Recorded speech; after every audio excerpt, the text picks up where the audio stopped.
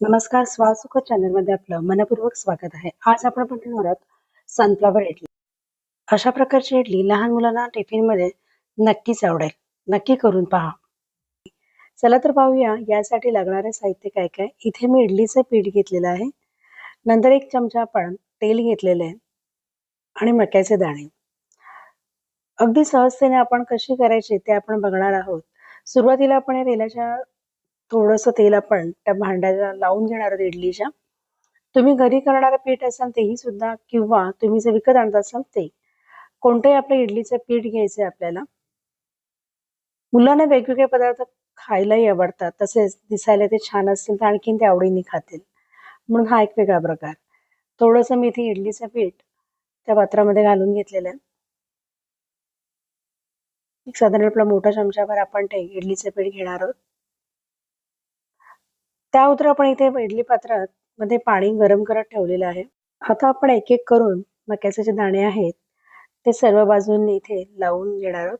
आपण बघू शकता अमृता आता सर्व बाजूंनी मक्याचे दाणे लावत आहे. अगदी सहजतेने आपण अगदी हलक्या हाताने ते दाणे एक एक करून लावून घ्यायचे आहे सर्व बाजूंनी.